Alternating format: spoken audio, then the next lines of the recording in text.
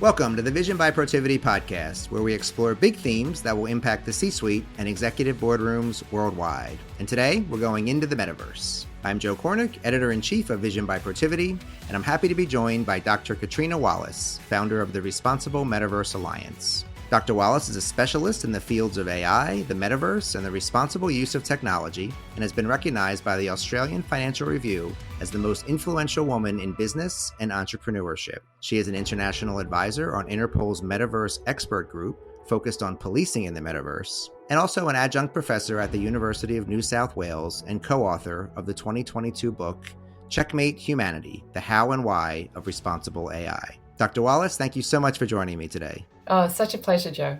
So, Catriona, why don't you start by telling us a little bit about you, your background, and what led you to sort of founding the Responsible Metaverse Alliance? Yeah, well, there's a couple of streams to the work I do. So one is as an entrepreneur, and I have built a number of companies, but specifically in the artificial intelligence field. So I was one of Australia's first AI startup founders, but ended up running the business I had, a machine learning company out of New York for 4 or 5 years, and then sold that business in 2020. And at that stage, I had experienced selling to large multinational companies, selling AI to them, and recognized that they were not particularly aware of ethics and responsible technology strategy. So I started to work in responsible AI and just published a book called Checkmate Humanity, The How and Why of Responsible AI. And then the world's changed for us, I think, twice, Joe, in the last year. Once was when Zuckerberg announced that Meta was investing $10 billion in building the metaverse. And then the second time was the OpenAI's announcement of ChatGPT. And so at the time when Zuckerberg announced Meta was changing their name and he was investing in building the metaverse, was the time I knew I needed to switch out of AI into metaverse and build an alliance that was an international movement to hold the tech giants accountable for doing responsible tech rather than the pretty difficult experiences we've had with Web 2.0. Why don't you talk to us a little bit about the Responsible Metaverse Alliance, what it does, what its goals are, why you sort of founded it. I think you touched on it a little bit there, but if you could expand on sort of its main goals and why it exists. Yeah, so our focus is to work with policymakers around the world. So this would be politicians, government leaders, regulators, legislators, to get ahead of the metaverse coming when it's mainstream. So we think in 3 to 5 years, the metaverse will be a very predominant way that we are interacting as humans in work and life. And then within 10 years, it will be a mainstream way that humans do things. So we've learned a lot from Web 2.0 and social media that regulation and legislation was way behind this era of technology, which is from 2004 to now is Web 2.0. And now with Web 3 and Metaverse coming, there's a number of us around the world who experienced that first big move into Web 2.0 and saw all of the pretty atrocious things that technology brought with us, also acknowledging the very good things it brought.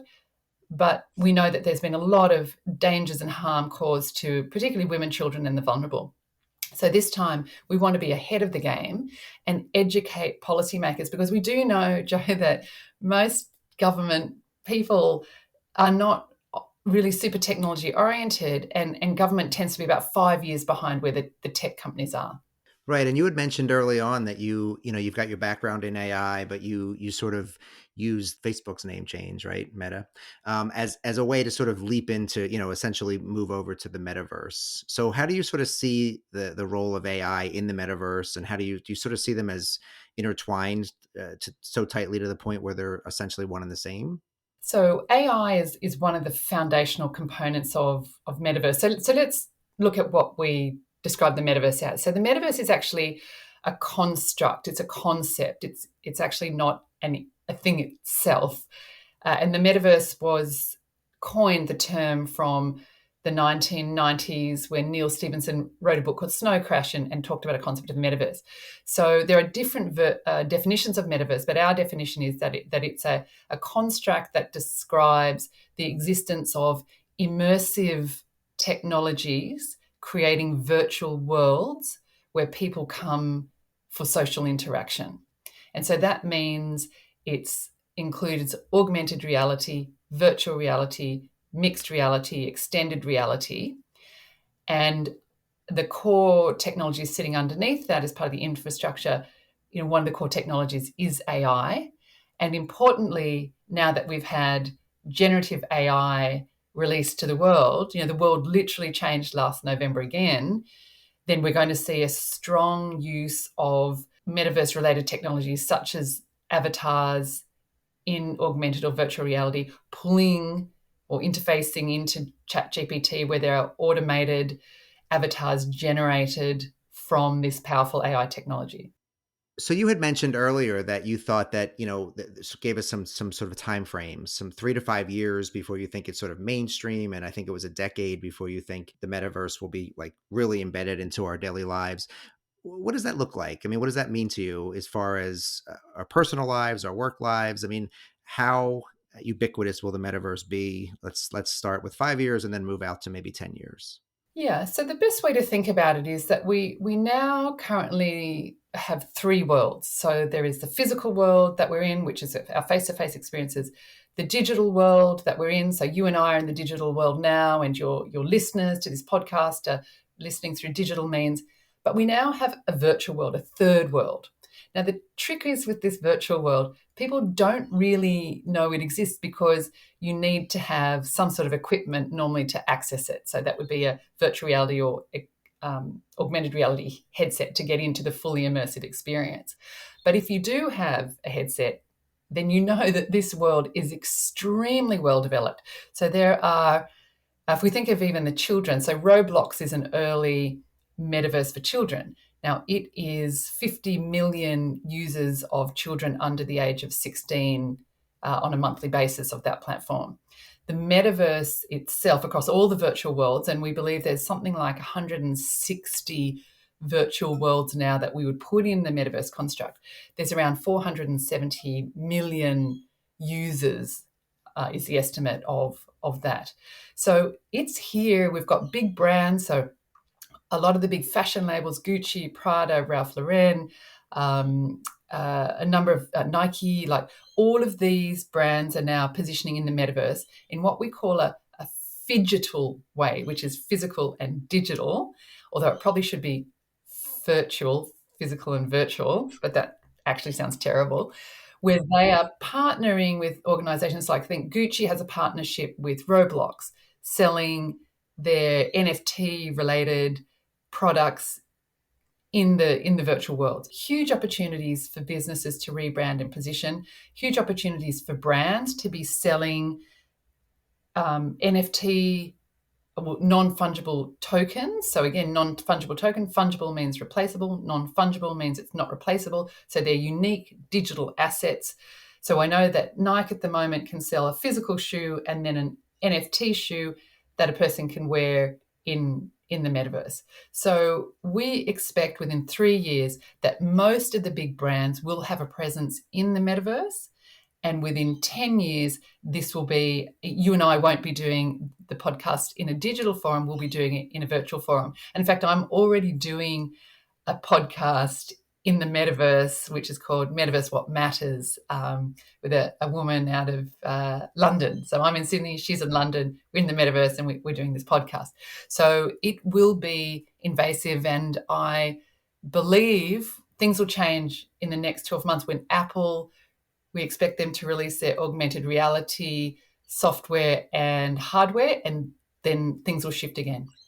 Right. And what is your sort of ultimate vision of what the metaverse could become or what it should be when you think about it through the lens of the Responsible Metaverse Alliance? Yeah. So the happy path for metaverse would be that it is a highly accessible place. And this is the thing that I love about the metaverse, even though that I'm always kind of like tracking down what will go wrong with it. I'm also like a big fan, huge fan of what is right about it. So accessibility, Joe. So if you are able to access a headset, and a headset now in US dollars is as low as $300. So if you can get a headset then you have access to all sorts of services. And this is what I love for people that perhaps have not been able to, buy physical land in the physical world. Then you can buy virtual land. And this last year, 2022, $1 billion of virtual real estate was sold in the metaverse. So you can buy virtual land, you can have a virtual home. I also think for people with disability, then this is also an accessible form where they can potentially go and be able-bodied in the metaverse because they can present as whatever avatar they like. So we know the top use cases for metaverse are entertainment, and we have examples like Travis Scott, regardless of what we personally think about him, did a metaverse concert and had 12.5 million people attend his concert, just sitting with their headsets in their own lounge room, vibing away. Those people would not have been able to access that if it was a physical concert. So entertainment. Second big use case is education.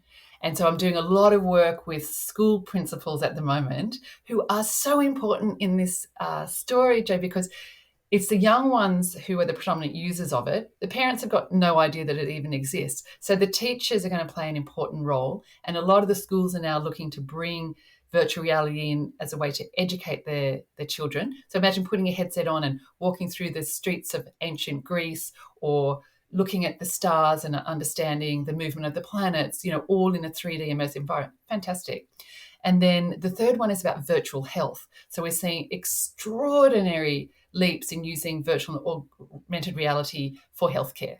Right. And some of those possibilities, are being echoed by other experts that we've talked to. I mean, education has come up time and time again as we've explored this theme with some of the metaverse experts and big thinkers. Really exciting things on the horizon, I think, in that space. And others, as you mentioned, healthcare has come up quite a bit. The metaverse sort of in its current state, and you kind of touched on this a little bit, right? So the metaverse for all, or equity, is a big sort of, it's a big key pillar of the metaverse and sort of the platform. In its current state, it transcends borders, countries, and governments, sort of, and regulators. So I guess I'd ask you, is that a good thing? Do you think that we need more oversight and regulation in the metaverse?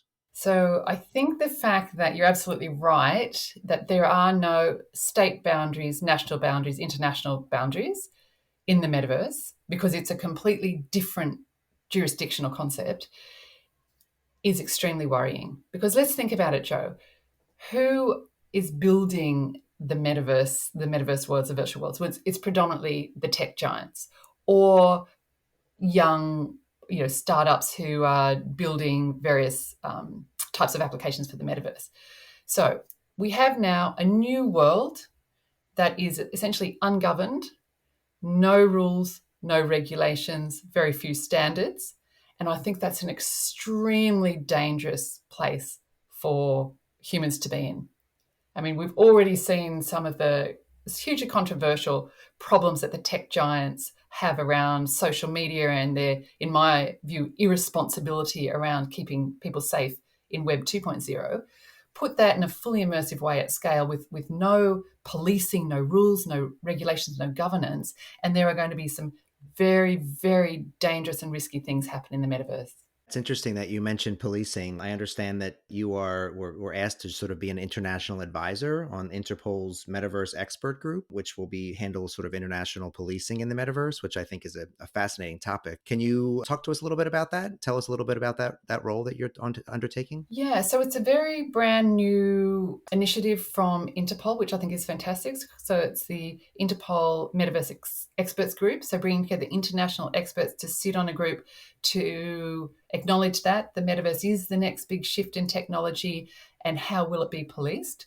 So I've just started on that path with Interpol, but also I'm working very closely in Australia with the Australian Federal Police, and also with New Zealand. So we're about to launch a policing think tank. So we'll do two think tanks, which will be first one will be, let's identify the crimes in the metaverse that can occur, because I don't know who has a comprehensive list of this. And what we'll see is the crimes that are in the physical world and the digital world will also probably exist in the virtual world, but then there'll be new potential crimes that we haven't even thought about. And I'll give you an example of this.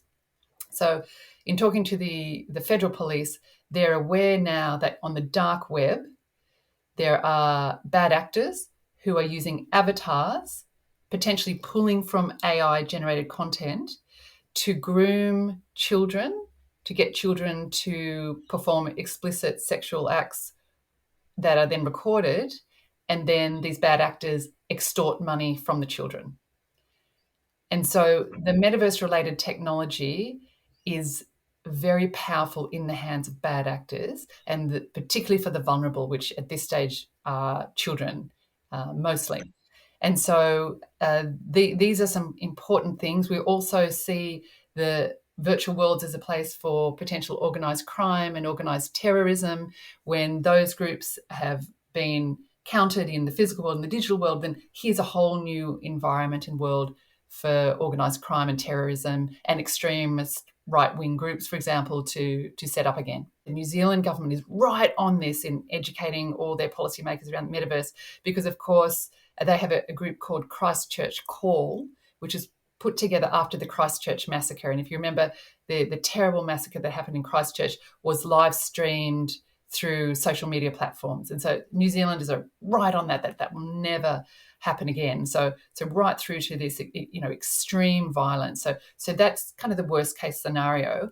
And with no, as we mentioned before, no governance, no policing, then this could be an area where all of this happens. We do know the worst that we can possibly imagine, including, as I mentioned, extortion of children, can and possibly will happen in the metaverse. So in order to counter that, we actually have to hold the tech giants to account. And that is my life purpose at the moment, Joe, to call out all of the big tech giants and the startups in the space that they must be building this in a responsible and a safe way. And at the moment, their business models do not have ethics in them. They're not driven on that. So this is a big problem. And yes, we do need regulation. And look, I'm an entrepreneur. I would have not wanted regulation when I was a startup entrepreneur. Now I've learned it's absolutely imperative that this new world is regulated. So what steps is the Responsible Metaverse Alliance taking? I mean, are you making inroads? Have you had much success with governments or politicians or, business leaders on this? Is there some consensus? So we're reaching a consensus of opinion about this? Yes, we are. So what I've been very, very impressed with is that there are a number, and particularly in this part of the world that I'm in, Human Rights Commissioner, E-Safety Commissioner, Information Commissioner, Intellectual Property Commissioners, all the police, the Federal Police, State Police, Department of Home Affairs, Department of Internal Affairs across New Zealand and Australia are very, very active in this space. So they get it. And now they want to do something about agitating for regulation. But what is really interesting, Joe, it has been more those who are interested in serious crime who've come out to say we need to get onto this. So I'm very impressed with that. And so we'll be running these policing think tanks with the view that later in the year we hold a global think tank on policing in the metaverse. We're also going to hold educators in the metaverse. So we'll do that again. We'll do it sort of locally at this part of the world. Then we'll set it up into international, because I think the teachers and principals of schools are going to be big participants and hugely influential. We've also partnered with a company called the Gradient Institute to write the New South Wales government's metaverse strategy. So we've got governments actually starting to write strategy and build their capability. And I think that's an important note, Joe. In this government strategy we wrote, we recommended services for the government to put in the metaverse, but mostly we talked about governments need to become metaverse ready. They need to get their capabilities built so that in 3 to 5 years' time, they're not caught by surprise that there's this massive virtual world that everyone's in and they're even further behind than they already are. I have one more question. You've been very generous with your time, and you've kind of touched on this throughout the course of our conversation, but I just was curious if you could sort of take a look out to like 2035, let's say. Let's go out even more than a decade, and just talk to me about what you see, where the metaverse will be. And really what I'm trying to get at is, will we be better off? Will we live in a better world in 2035 because of the metaverse? Yeah. Well, the truth is, Joe, we don't know. We really don't know. But let's look at sort of if it all went well and there was good regulation and the tech giants were held to account and it all went well, then I think we're living in a fabulous time. So the metaverse would be just the way that, you and I get up in the morning, we'd put on our goggles, we'd do a yoga app, we'd do an exercise app, the children may not need to physically go to school, they go into their virtual worlds and be learning virtually. Your child is sick, so you get a virtual consultation from the doctor, and this is all rich and really, really good for humans. So all the things we talked about, accessibility, convenience, all of those things come with new beautiful services that really help humanity. So that in 2035 would be the best case scenario, and also the headsets and stuff are really cumbersome and heavy and uncomfortable now, but we'll have contact lenses that we just pop in our eye that have the mixed reality on it.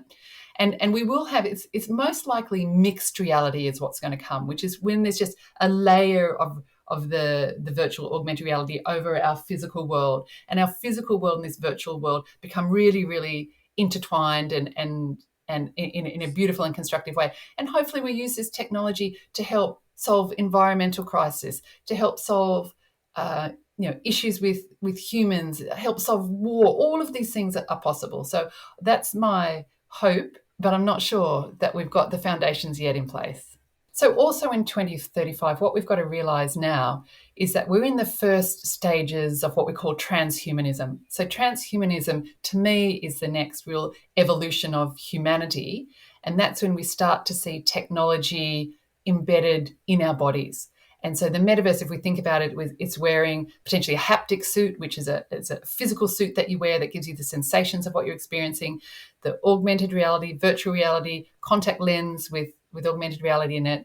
Very soon then we'll have this technology embedded in our bodies. So Elon Musk is working on Neuralink, which is a brain chip, which essentially then communicates with your computer. We have prosthetics that are now 3D printed and AI driven. We've got a lot of things where we're now going to see the software embedded in our bodies. For me, Joe, I'm actually super excited about it. I would love an earpiece for my mobile phones. I'm not fussing around with headsets all the time. I would tomorrow, if I could, have an earpiece embedded in my ear. Like I'm all for that. So we might see the bifurcation of humanity, because we know that a species will go extinct if it doesn't bifurcate, right? And I'm going to predict now that there's a bifurcation into those who are interested in and want transhumanism, where we become enmeshed with our digital selves, and then the others that I call organic experiences. So I live half my time in Byron Bay, which is like the consciousness community of Australia, and they would go, no way, like, no, we don't want anything to do with technology. So I think there'll be these two paths that emerge, and both paths need to support each other. But again, by 2035, we will be well into being transhumans. Wow. Well, that's a bold prediction, and certainly thank you for that. I mean, I asked you to think big, and you certainly delivered. So thank you so much, Dr. Catriona Wallace, and thank you for your time today on the podcast. Thank you, Joe. And thank you for listening to the Vision by Protiviti podcast. Please rate and subscribe wherever you listen to podcasts. And please check out our metaverse content at vision.protiviti.com. On behalf of Dr. Catriona Wallace, I'm Joe Kornik. Thanks for listening. We'll see you next time.